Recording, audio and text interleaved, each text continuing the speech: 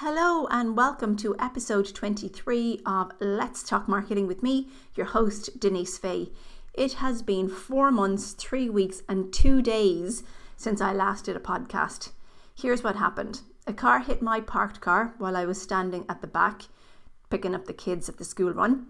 It pushed my car, knocked me down. I suffered facial stitches, 9 of them, concussion and soft tissue injury to my knee. So, hey, I'm been out of action for a number of months. And you know, I'm not going to say it was easy, because if you think about it, imagine telling a runner that they can't run, a reader that they can't read, a thinker that they can't think. But I kind of figured that one out for myself. The fog was simply incredible. That's the only way I could describe it. Noise, radio, background noise, all that kind of stuff. It was phenomenal. It was just all too much. And it's funny because I'm a marketing mentor. I advise people, I train people, I do the marketing. And when that's taken away, it's actually quite tough to deal with. But as someone said to me recently, I know you're made of tough stuff. Anyone who runs their ass off like you do, you can recover from anything.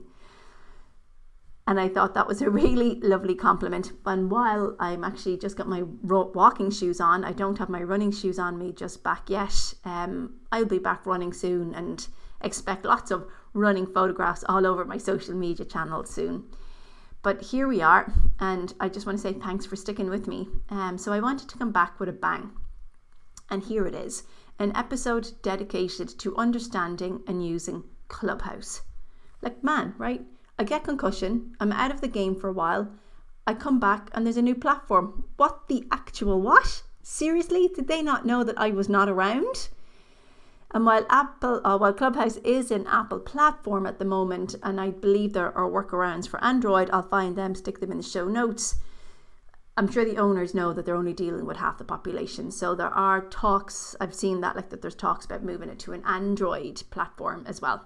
And if you're like my husband, who is an Android user, then this particular episode will be of use to you for when you start on the platform. So I decided to tap Johnny Beirne on the shoulder and I said, hey Johnny, can we get your wisdom and experience on the platform? Because I happened to be on LinkedIn and pretty much said the same thing. Clubhouse, what is it? What's it all about? And Johnny came back to me and said he was on it. He gave me an invitation, but what I didn't do was I didn't do anything with it until this week. My poor adult brain couldn't cope. I looked at it and I went, jeepers, can't cope. And so so Johnny is really an online master. He teaches consultants and trainers how to build online training courses and maximize online tools for our businesses. So he's always full of great information. And I think this won't disappoint you. Because if you're like me and you don't really know where to start in Clubhouse, or you're just kind of dabbling with it at the beginning, then I think this is going to suit you down to the ground. We talked about lots of stuff like getting started, security issues, getting on stage, Clubhouse etiquette, rooms, clubs, and of course the old elephant in the room, is it just a shiny object? And if you're like me who does suffer from shiny object syndrome, I think you're going to find this really interesting about what Johnny had to say about it. So before we move into the main meaty part of the podcast, let me just say again, I just really want to say thank you. Thanks for listening to me. Thanks for staying with me. I've got lots more planned in the weeks and the months to come. If you want to drop me an email, my email is denise@achievemarketing.ie. Look, I'm really grateful to be here. I'm grateful to be back to good health, and I'm really grateful to have you in my community, and I really want to support you. So if you are in Clubhouse, just let me know so I can follow you. And here's the thing, you can ping me. That's the terminology. You see, I'm down with it. Or you could send me an Instagram DM. Again, I'm down with it. You'll hear all about that in the podcast. So I think you're going to really enjoy it. But here's the deal. Let's rock 2021. Look, I know there's loads of stuff going on all around the world. I'm not even going to mention the C word. And March, it's really only the beginning of my year. It's well into quarter one of your year if you started in January. But let's rock it. Let's do what we can. And I'm going to leave it up to you if you want to rock Clubhouse. But here's all the information if you do. I will be heading into Clubhouse. And I'd like to see you there.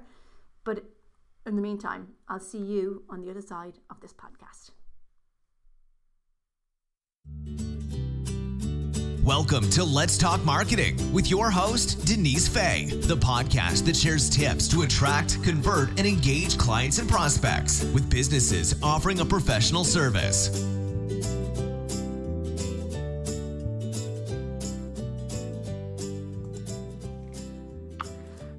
Now, here's the thing, Johnny. I get concussion in November. It lasts for months. I come back and there's a new social platform, but it's invite only. So I decide to download the app and hey presto, I get an invitation from you. So yay. So this is great. And I really want to say thanks very much for that. My pleasure. Thank you. But here's the deal. I have absolutely no idea what to do with Clubhouse, right? I see notifications about meetings or rooms I should join. I have no idea what to do. And it's, I don't think it's just me, right? A lot of people seem to be on the fence about it. They say it's new, it's too new, etc., etc. So I've decided, you know what? You're a user of it. You like it. I'm now in your hands. In fact, we're all in your hands here. I know you love it. And I'm so glad that you could join us today to share your thoughts about Clubhouse. My pleasure. And thank you for the invite. Well, it's going to be, I think it's going to be really, really exciting. I'm so excited about this one. But before we begin talking about Clubhouse, you are what I would consider an early adopter. This isn't your first rodeo in adopting new technology. I know you've been offering online training courses for a number of years, and you help experts to move, to bring their expertise online, to bring their training online. So I don't think it's a coincidence that you are a first mover in Clubhouse. Is that right, Johnny? So what I wanted to do is, can you share your story just a little bit to what brought you here to this moment now as a lover of Clubhouse and as a lover of early adoption of technology?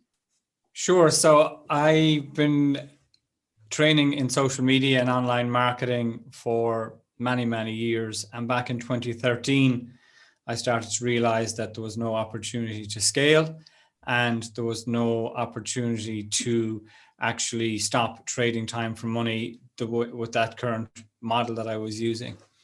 So I started to look into creating online courses, and I launched my first online course in April of 2013. And I've been helping other people do that ever since. And I'm a bit of a nerd and suffer from a little bit of shiny object syndrome, which we need to all manage.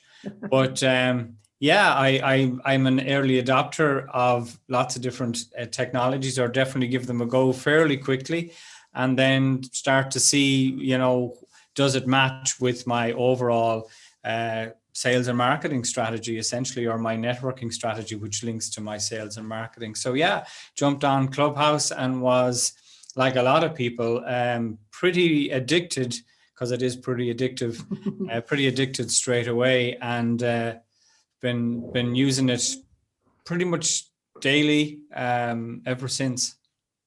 Daily ever since? Yeah. I mean, jumping in and out of rooms, staying... we'll explain all the terminology, whatever else, but essentially, if you look at radio, or Spotify, we've probably, listened to music, using that analogy, on a regular basis, probably daily. So it's pretty similar from that point of view, because it's an audio only platform. So I mean, you don't have to be in it every day, and we can talk about all that too, but it's pretty addictive, to be honest. Yeah. And you know what, I have to say, no, obviously I couldn't concentrate for a long time, right? So, but I am a bit like you with that whole idea of the shiny object syndrome. So I'm not on TikTok. And then when I heard about Clubhouse, I'm like, no, I'm not going to go there, because I am just shiny object. What? I'm definitely of that kind. So this is where I'm excited, but then I'm like, okay, I might have to rein it in. So, but what I love, and I'm going to talk about that, I'm going to bring you back, because I love the fact that you said that you brought it back to your sales and marketing strategy, and whether it's, it's good, because that's one thing I think with shiny object syndrome, is that we all jump on something and it's also exciting, but really what's the return? So I'm going to return, excuse the pun, but I'm going to return to that. Yeah. So if we talk about Clubhouse and we say about getting started, and again, thanks for the invitation, but okay, what do I do? Like, I've got this invitation. say, thanks very much, Johnny, but what's the next steps for me? I Yeah. go onto the app, start a room. I don't know how to start a room. It's like, okay, over to you. Tell me what to do. Great. Yeah. And when you mentioned TikTok and other social media platforms, I suppose one of the big differences, and there are quite a few big differences that we hope to touch on. But one of the big differences with Clubhouse versus, let's say, TikTok or Instagram and Instagram Reels or YouTube, indeed, although you can learn a lot from YouTube. But the big difference is that you can join Clubhouse purely to consume. Okay. Whereas if you take TikTok or Instagram, while you can learn from the people you follow, typically to get significant value out of a lot of social media platforms, you need to produce content in order to get value. Now, the same applies with Clubhouse from the point of view that you'll get more value and return out of Clubhouse if you run rooms, and we'll talk about that. However, to learn, there's a massive opportunity to join Clubhouse just to consume in the short term, because essentially what Clubhouse is, it's like if you can tune into some of the best conferences in the world from some of the best thought leaders and minds in their field without having to pay, with the opportunity to interact and ask them questions or listen to the questions that have been asked and listen to the advice. It's absolutely huge. Like yesterday, John Lee Dumas was on, who's a massive podcaster. Elon Musk has been on, Amy Porterfield, people I follow, Mark Zuckerberg has been on and nearly broke the whole thing. So where would you get an opportunity to listen in real time to some of these people share their wisdom, and be sometimes, depending on the size of the room, have the opportunity to ask them directly, ask them a question. So that's why it's huge from a consumption point of view. You don't have to create immediately in order to get the value. Okay, so I love that idea about the consumption, and I never actually thought about it that way. It's a really nice mindset. So that you don't actually have to go in and start your own room, you can consume. Love it. How would you compare, and how would you compare it then to, say, a podcast platform like Spotify, Apple Podcasts, because you're still consuming information, audio information on a podcast platform? Yeah. So if you take that, podcasting is like radio. Yeah. Whereas Clubhouse is like being at the conference in real time. Okay. So it is like podcasting from the point of view that it's audio only, like radio, but you can't interact with a podcast. You can't, verbally ask a question in real time. That's the huge difference. So people start a room.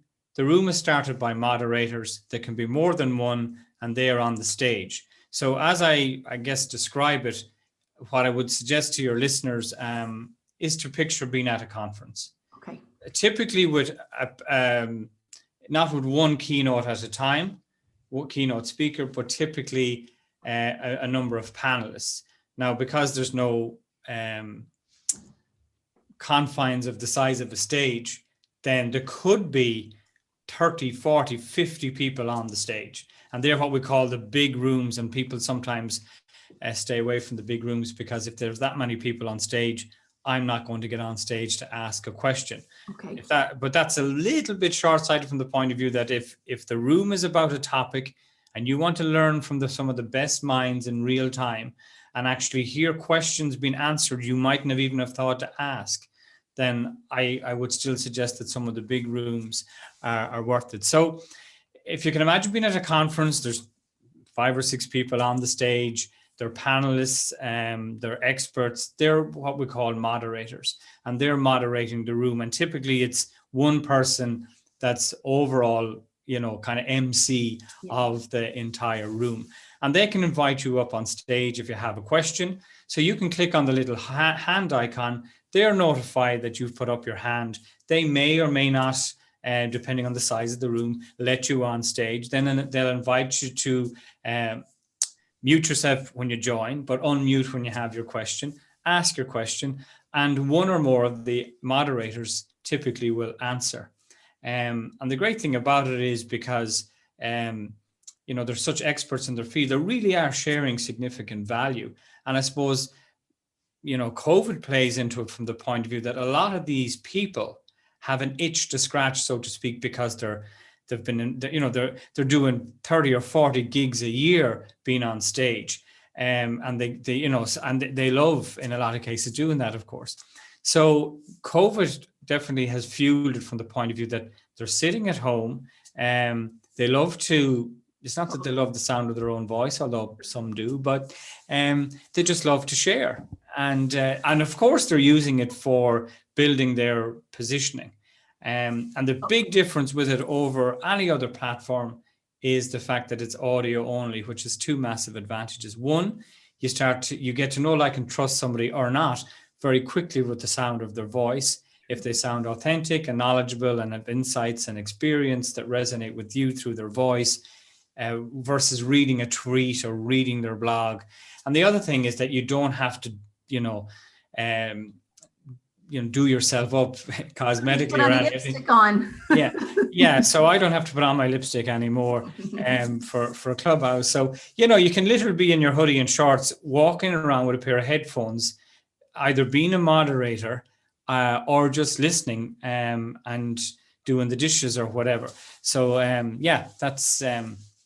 Okay, that's the huge advantage of it, for sure. And I hear that, and I really it's a lovely way to look at it. And I have to say, I did kind of dabble. That microphone bit did kind of freak me out. So we will kind of talk about that, because I want to bring it back to, like, I've got my invitation, and actually right now I follow 2 people.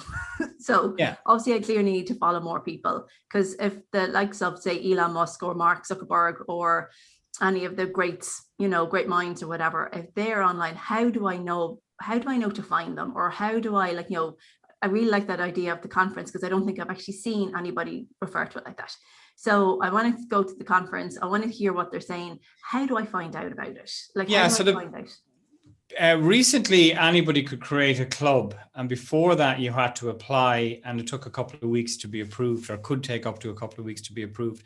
So what I would suggest is not necessarily search for people, but you can search for your connections. I wonder is Johnny on it, and I wonder is whoever on it, and that can be kind of a slow, laborious process. A lot of people, of course, are putting out on their other social media platforms that they're now on Clubhouse. Please let us know, and we can follow each other. So like any new social media, we use the previous or other social media that we have to talk about the fact that we're on this new one. So years ago, when Facebook came out, we might have said it on LinkedIn or vice versa, or we might say on Twitter that we're now on TikTok and so on. But because anybody can create a club, you can follow, you can follow topics, but you can also search for clubs. So a club is an official, in the eyes of Clubhouse, an official club. So you might start one on podcasting, or you might start one on building communities, digital marketing, etc.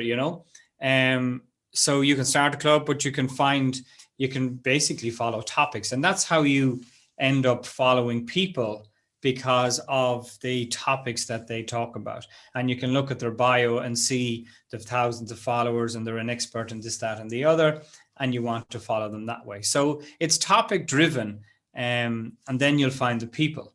But you can also look up people and look up clubs. Okay, so if I go on to because look, okay, right, this is, you're going to just think that I am just so basic at this. Not at all. Right, starting a club. I have no idea what that is, because when I go onto the app, it says start a room. So what's the difference between a room and a club? Sure. So a room is something that you could start a room about anything right now, and away you go, and you could invite people that you're following or that are following you into the room, and the room then becomes your conference. But a club then is something that's going to happen ideally pretty regularly. Okay, so you might start a room and you don't know when you'll start another one. Now you don't need to know when you're starting your rooms, even if you start a club. But what it means is that people can follow a club, and the club has probably a more generic title. So, for example, I have a club called the Freedom First Formula. Okay, it's all about online course creation. Fantastic. I might start a room within that club about using webinars to sell your online courses.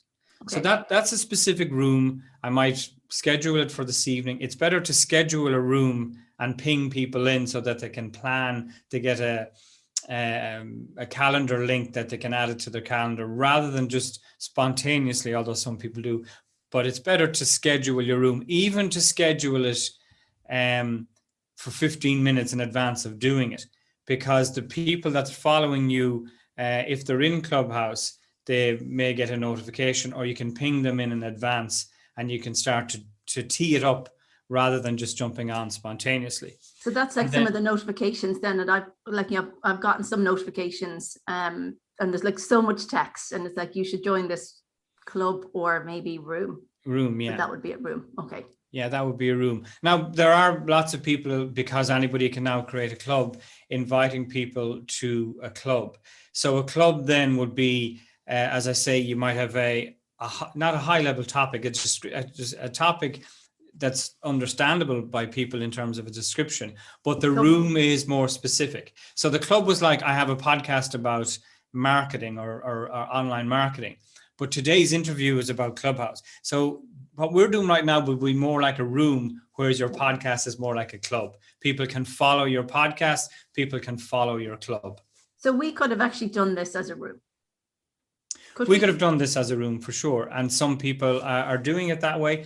And some people are actually doing a Facebook Live and broadcasting into Clubhouse. And they're using the Roadmaster, which, gives you a lot clearer audio into your phone and stuff like that. And they're actually accepting questions on the comments on Facebook Live and questions from the floor. And sometimes they don't allow questions from the floor. They're just broadcasting the live into Clubhouse. Right. So sell it, what is it that you always say? Create it once and sell it often. So say it once and sell it often. Yeah. So they're repurposing live. Yeah. Wow. Okay. So my brain has just exploded about the potential, but let's actually bring it back down. Sure. Yeah. So this one could actually, so we could have done this as a room, pinged other people and said, hey, listen, we're going to be talking about Clubhouse in the Clubhouse app, but we're going to be talking about, and join us at 11 o'clock or whatever. Yeah, so I've ran rooms on online course creation. I've pinged people in advance, and then people from all over the world have ended up in the room based on the title. So typically the room has been called online course creation, and people have joined from Japan, Manhattan, all over the world. People I know, people I don't know. And I've actually sent proposals to some of them based on the conversation, because very quickly with the questions that they ask and the answers that you give, they get a very clear understanding through audio, which is more, as I said, than reading. Yeah. It's more, I would say it's probably more authentic, and it definitely expedites the whole know, like, and trust. And then what people tend to do is, if you have further questions, or if you want to book a free consultation call, message me through Instagram. Typically, there's no instant messaging. It's either Twitter or Instagram. That's the only two social networks you can connect to your profile. And it seems to be that Instagram is the main one. So anybody that's jumping on, get your Instagram in order. I mean, you can, if you prefer to use Twitter, but it seems in all the rooms I've been in, Instagram seems to be the preferred choice. Now that is interesting. Okay, so let's actually talk about this. Okay, so you created a room on like online course creation. Now, how long now would you create a room for? So would you in your mind say, okay, well, I'm going to go on, this is my conference. So in essence, it would be your kind of conference. Isn't that right? Using the same analogy as earlier on. So you're on stage talking about online course creation. So could it last 5 minutes, 10 minutes, an hour, 3 hours? Is there a time frame that if you wanted to start a room that, I know, look, I'm just going to get asked you using your own experience on you doing your own rooms and attending other rooms. Yeah, so typically they run longer than planned, like into hours and hours and hours. And we can talk about the big rooms where people are, the room is running 24/7, and a group of people are on a schedule to keep it running 24/7. So typically, like, in order to get a little bit of traction, you'd be talking about aiming for an hour, to block out an hour.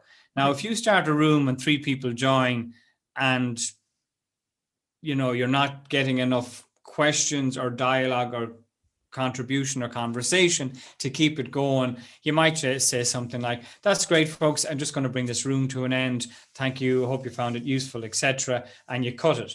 Okay. The first one I ran, I started at 9:30. I thought we'd run it for an hour, and at about 11:30, after being up from 6 a.m., I just started to wean a little bit, and I was starting to find that the answers weren't coming as clearly as they should. I was just possibly time to go to bed. Yeah. But it could have continued based on how well it was running. Okay. Oh, okay. So typically there's a start time, and you don't know when it's going to end. Like I was on a few, dipping in and out of a few yesterday. Like one started with John Lee Dumas at 10 o'clock. He was to come on at 12. And I think at 3 or 4, John had gone, but the room was still running. So to really get to manage it more efficiently and easier for yourself is actually have another co-host or moderator with you. Okay, so even if you want to take 30 minutes out of the room, you can even tell the room, now Johnny's going to take over. And you might have a couple of moderators helping you out, because you have to let people in.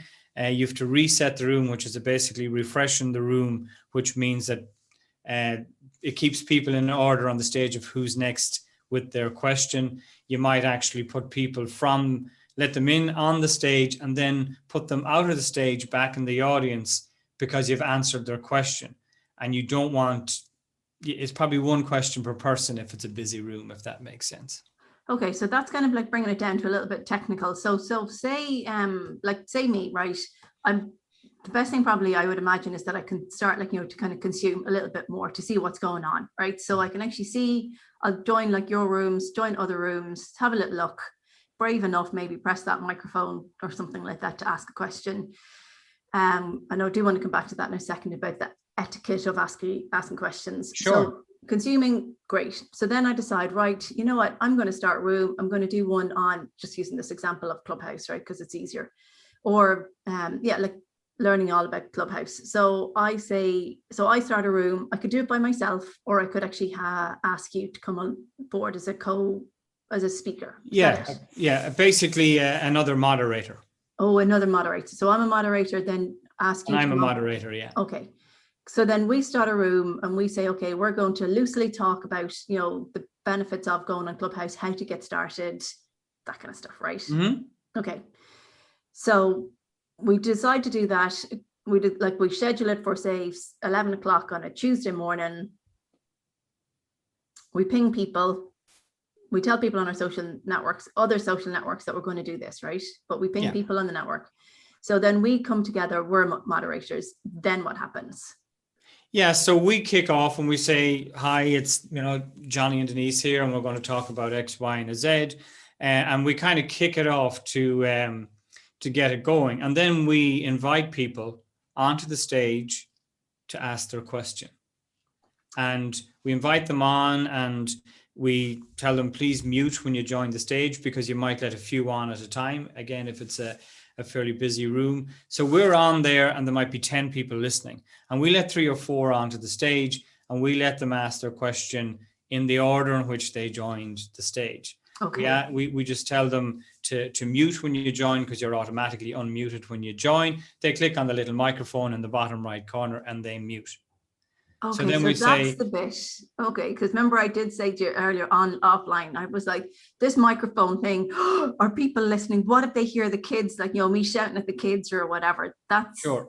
So that could actually possibly happen unless you tell somebody to mute themselves. Yeah, and the moderator can mute them. So if you don't mute, you're allowed on the stage, but it's not your turn to ask a question. But we can hear you making your banana bread or whatever in the background.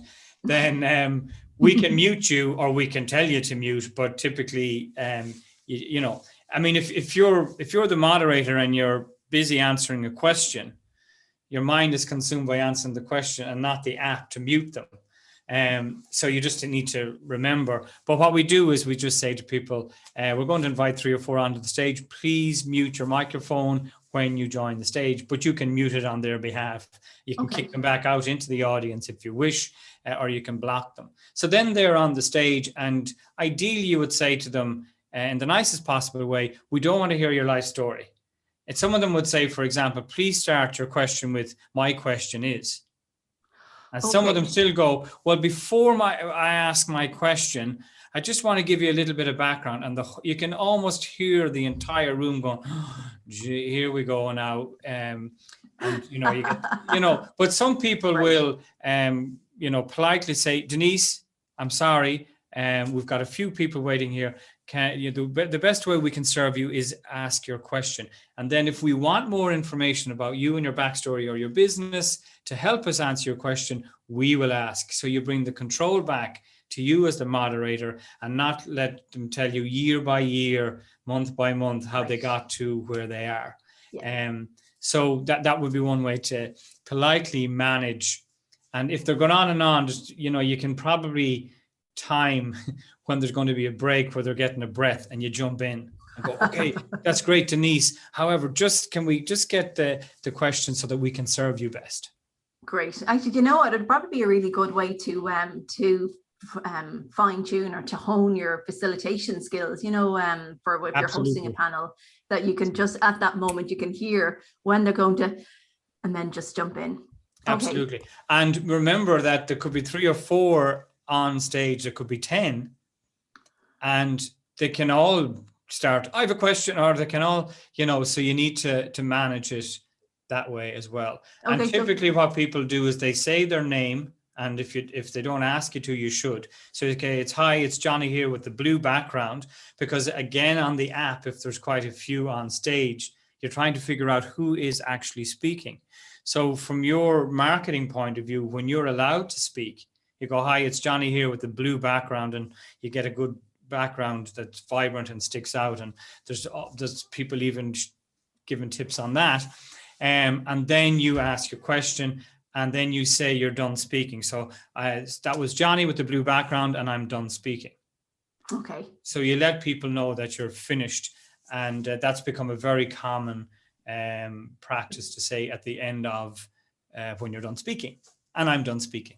Okay, so that's actually really nice. That's really nice ethics, because I did read, or I did hear, obviously there's bits that I'm listening to, and I did hear that people, that there's an etiquette, and some people, like what you said, giving your life story, that's not good etiquette for Clubhouse. Telling people when they're done, that's good etiquette. And then maybe, gosh, I'm going to have to find myself a new background now after I get off this podcast to see when I start talking, if I'm ever brave enough to actually ask a question. But it does seem, okay, I know you are like, a technology whiz, right? There's no question about that. Hands down, you are, right? So is it difficult to manage that if you had, right? So I know I'll start slowly, people listening will start slowly, but is it difficult to manage if you had, say, like as you said, 3 people come on stage, you'd have to mute the 3 people? No, you invite them to mute. But if they don't mute them, then you'll have to mute them, and then make sure that then when they do unmute themselves, ask the question, say they're done speaking, that's, me done speaking, thanks very much. Then you'd have to unmute them. Is it, am I building it up in my mind to be like, a little bit, to be fair, a little bit, because typically people will mute themselves. Okay. They know that they'll be called out to do it. Okay. And if they still don't, they will be muted. So it's kind of like they'll almost be very quickly embarrassed into it, because there could be noise going on and they're now interrupting the room. It's like if you're at a conference and your phone goes off. Nobody sits there and lets it keep ringing. They immediately shuffle for it and go, oh, I'm so embarrassed, and I was told turn off my phone or put it on silent, and I didn't, and everybody's now looking at me, and I'm definitely going to switch my phone off. So it's kind of community policed to that extent. So you don't have to do too much management for sure. However, it may arise that you may have to, but typically it's kind of managed by the individuals. Okay, right. Okay, so that's fair enough. So I'm just a newbie, I suppose. So that's probably why this is all kind of new. You know what? And we will. Of course, yeah. I'm trying. I hope I'm not sounding No, not at all, not at all. Yeah. And you know, it's funny, it's one of those things, right? I'll start playing around with it. And then in about a month's time, I'll organize a room, right? And I'll say, Jesus, Johnny, do you remember that time when I was so clueless, so green behind the ears, and I didn't know anything about the microphone? So, but I think it's important for people who are starting out that For sure. that there's things like that to know. And the quickest way to learn is just to join a room and watch how moderators run it. Yeah. And that's where I've picked up these tips and this information, is just being in rooms and going, that's a nice style. Ask people to ask a question by starting with, my question is. And Like that. listen to how they mod, as they're called for short, how the mods moderate a room. Because there's terms and conditions, and there's features, and you can read the Clubhouse blog, but no more than other social media, some best practice has developed from those who have gone forth and been even earlier adopters than I, and have, you know, they've probably got some MC experience already, and they're bringing that to how should I MC this? Yeah. And then we're learning from them that way. So you can learn a lot by joining, and learn a lot from the information as well. But you can learn about how to use it from joining. And then ping me in sometime, and a few people that are going to support you in running your first room. And then, you know, complete strangers will typically, someone that you don't know will typically join. But at that stage, you'll know what you're doing. Right. Okay. Yeah. Right. Oh, it's also scary. But so we talked about the rooms. I love that. The club. Now you have a club. Yeah. Is that invite only as well, or do I could I request? Here I am, like, you know, if you find, how do I get into your club? Yeah, so if you find it, you can follow it, and that's what it's there to do, like a Twitter profile or any social media. If you find it, you can follow it, and it's up to me to promote it. So it's not invite only. The app is invite only. It's iOS only. Yeah. And remember, when you join, you get when you get an invite and you join, you get 2 invites to send out to other people. And the more people and rooms you run, the more invites that you'll get. I think I have 5 or 6. But a lot of people don't know that if I become your sponsor. So if you get kicked out of Clubhouse, so will I. Oh, right. Yeah. So lots of people are out there going, I have 6 Clubhouse invites. Who wants one? And sometimes, you know, if I know the people going, by the way, don't forget you are their sponsor. And if they are caught with their verbal pants down, so to speak, on Clubhouse, then, or say something, whatever, that breaks the terms and conditions or upsets some people. And there's a person that I know of got kicked out that's known worldwide and was banned for 24 hours because he was verbally abusive to some people in the audience, particularly to women, and he was kicked off. So you are the person's sponsor. Oh, so therefore, like, you know, so I've got a couple. I saw that I actually did have a couple of invitations. So you'd have to be very careful for who you extend an invitation to, because it's Clubhouse's quality control mechanism and filtering mechanism, so to speak. But a lot of people are just throwing them out there. Some people have paid thousands of dollars to get an invite, because it's you know, some people are making tens of thousands of dollars on Clubhouse and have moved a lot of stuff they used to do to their VA or to whatever else, because you can't subcontract yourself into Clubhouse the same as you can't get somebody to do press ups for you. So you know, they have a lead magnet. So if you are going to run rooms, it's important that it aligns with your values and your marketing and your sales strategy. And typically what people do is they have a lead magnet. So if they're talking about podcasting or they're talking about online course creation, I've got my free guide. So I say to people, you know, if you're interested in learning more, you can download Say It Once, Sell It Often from my website. It's a 30-page guide. It's free and it's there. And I've got people to do that.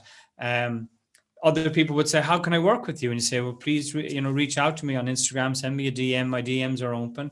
We can schedule a free consultation, which I have done with people from the States and the UK. And we end up sending a proposal.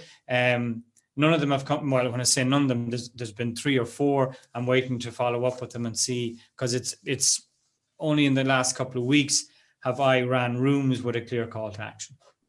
Okay, that's interesting, because it was one of the things I wanted to talk to you about, Johnny, was that, when we kind of touched about it earlier on, and you did already, about the shiny object syndrome, but I was thinking, is this just a visibility platform, or could it actually bring you leads, or how is it that, you drive people? Because a lot of the other platforms, they want to, Facebook wants to stay on the on the Facebook platform, but really the only real estate that you have is your website and your email list at the end of the day, right?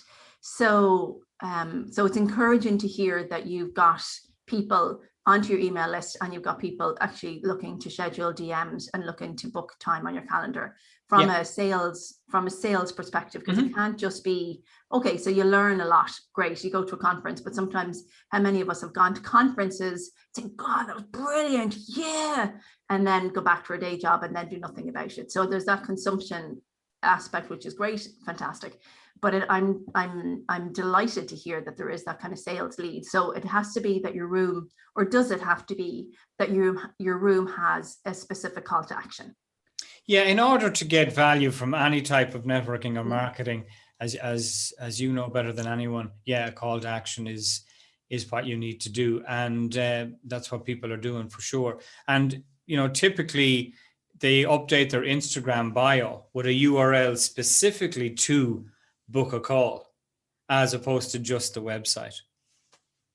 Oh, right. So if I go onto your Instagram, which I haven't done in a while, so the link will be to book a call. So it won't be to a link tree or a short. Yeah, to mine at the moment is get the free guide at the website, and the free guide is on the homepage. So I could update it to be even more specific than that. I'm closing the book a free call for now. Anyway, my call to action is get the guide. Okay.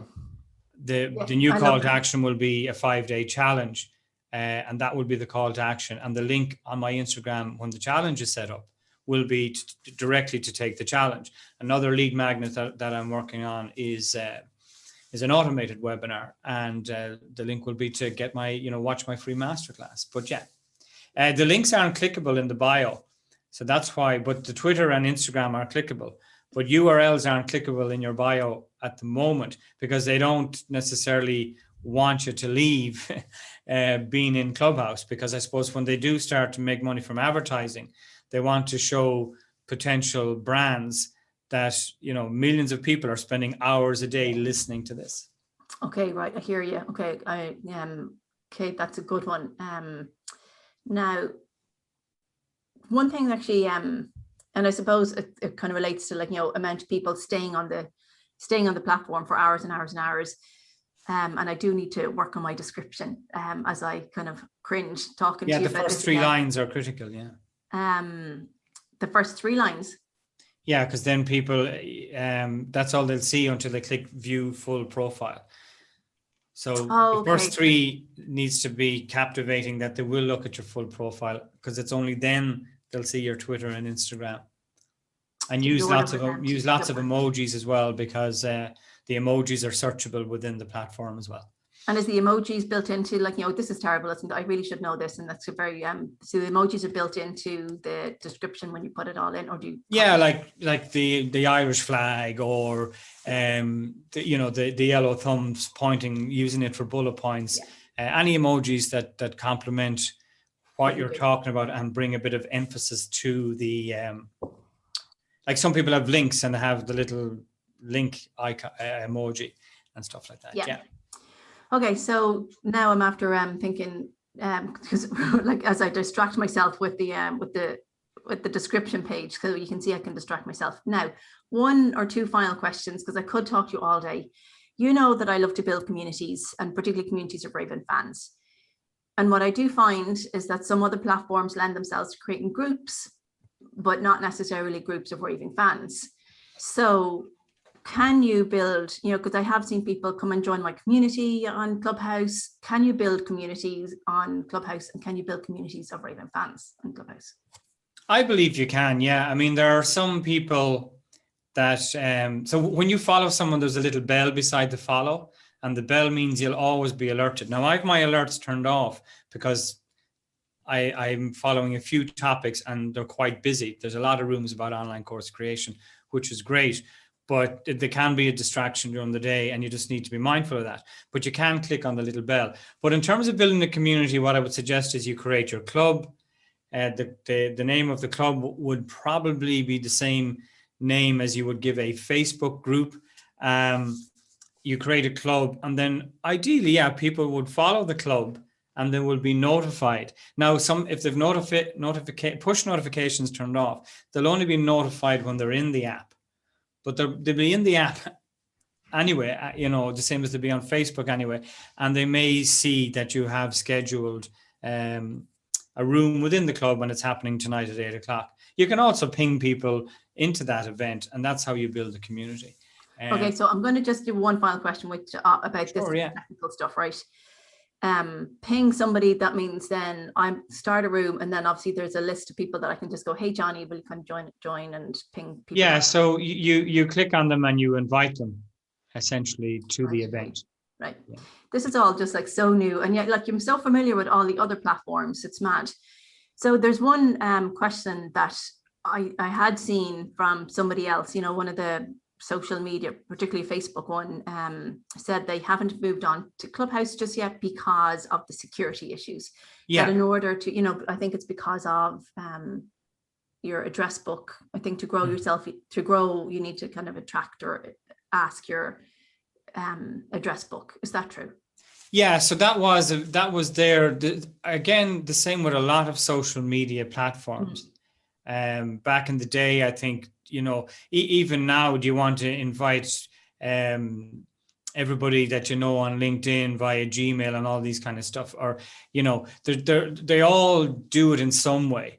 On the 12th of March, due to a lot of conversations and a bit of lashback, that's how all these things or policies are changed. The users in the community or the community have a bit of a backlash. So on the 12th of March, there were significant changes, not completely, but a lot of big changes in terms of the address book they don't have access to and stuff like that. But people are liking the fact that they can see what friends are on there that they genuinely would like to follow, but they don't like the fact that the people they don't want following them can now follow them. But why they'd be in your phone is questionable too. So some of the examples to me don't make sense. But there was significant changes made on the 12th of March.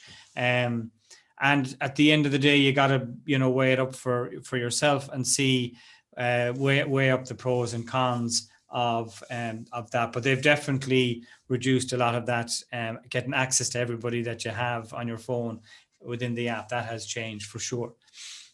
Okay, so there's no security obstacle or excuse in my mind. Okay, so I have learned so much today. Well, that depends on whether it's a breach of your personal, whether you're fine with what they're doing or not, I guess. Right. Yeah. Okay. Yeah, I hear you. Okay, so tell me this. I've learned loads, right? So I know rooms, I know how to consume. And actually, do you know what, Johnny? I have to say what I do love about, and the one that, well, there's loads of takeaways, is the idea of the conference, right? You bring different people on stage. I'm loving that. Yeah, it's exactly like that. Yeah, I have read, I'll be honest, I have read a little bit, and I think that's why it was just so confusing for me. I know my brain was a bit addled for a while, but it was still, so you've made it just so clear. So I think I have my own steps as to what I'm going to do when I hang up from you. But I'm going to ask you, because you, you're a little bit, I'm going to say that you are an expert in it. I know it's changing. I know it is, but you're on it the whole time. So I'm a practitioner, not a, yeah. Oh, an expert practitioner. How about that? Can we say that? It's my words, not yours. So I can say that, right? You can just take it. Thank you.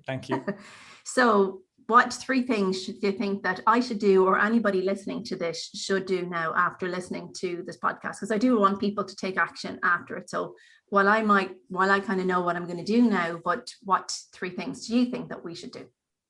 Yeah. So first of all, if you have an Apple device, is to join if you can get an invite. I have a few if you want to reach out, but as I say, I have to be careful with who Yeah. I give an invite to, because I am now responsible for them. Yeah, So that's interesting. Yeah, I did not know that now. So I know I've got 1 or 2 invitations there too. So now I'll have to be, well, I suppose if somebody wants to pay me like, a couple of thousand, I might say. yeah, you might. Absolutely. So if you can get an invite and join, just follow a couple of topics, and then be mindful of your time, because it is addictive. Some people are calling it crack house instead of Clubhouse. So just be mindful of that, and don't blame me when you've been up all night listening to great rooms. So that's the first thing. And then learn by doing, by simply consuming. Follow a couple of topics the more topics you like, your hallway is just going to be, which is your feed, is just going to be full of options. So, be careful of don't follow every topic. Right. And then listen for a week, because you learn, I'm honestly, you will learn so much from the leaders in their field, on mindfulness to marketing and everything in between. Then, if you're saying, right, this is for me, then the next step is to run a room with a couple of people that you know. But remember, it's public. You can't block people from getting into the conference. You can block them from getting on stage and saying anything, but you can't stop them from listening unless you block them. And you don't want to really be doing that. So run a simple room with a couple of colleagues on a specific topic that is related to your area of expertise. And then, have the third thing then is when you're running the room, ideally, not immediately, but ideally to get some action from it, is have a clear call to action, which would be typically a guide, or you could say to people, look, I do free 15-minute consultations. That's my lead magnet. And you can say, slide into my DMs, as they say, and message me, and we'll arrange a call. And some people even have Instagram bots, and as soon as you, like, some people say, message me Clubhouse, and you'll get my free guide automatically, those kind of things. So get on there, learn by listening, run your room, and if you're running rooms, which you should, to get the next level of value out of it, is to have a clear call to action.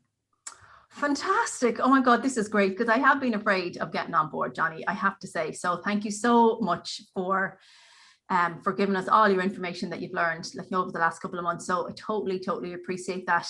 So there's one thing now, Johnny, where can people find you? So on all the platforms, but clearly on Clubhouse, but obviously you're on Instagram then as well, and you're on Twitter, but so where can people find you? Yeah, so johnnybeirne.com, it's BEIRNE, but it's pronounced BURN. It's johnnybeirne.com, and that's my main point of contact. I don't list out all my social, because if you go there, that's where you'll find the others. And if you are new, you will have a party hat icon, and the moderators will see that you have a party hat icon. So they'll be quite empathetic and forgiving if it's your first time on stage. You can say it's your first time on stage. Everybody's really, for the most part, really supportive and accommodating and welcoming.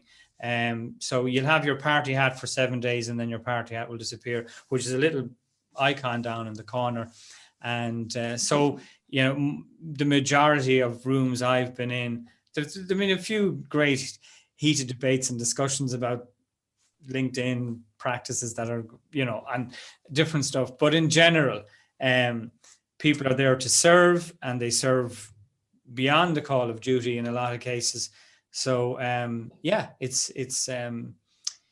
it's a welcoming place for the most part.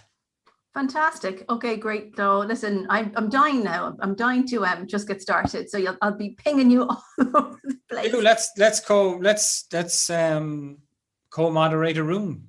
Yes, I would love that. You're so generous with your time. I really appreciate that. So head on over to johnnybeirne.com for more information on you. Is that correct? Absolutely.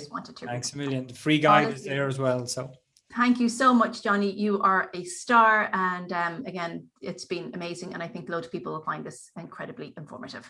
Thanks a million. You've been listening to the Let's Talk Marketing podcast. For more information on marketing strategies, head on over to www.denisefay.com.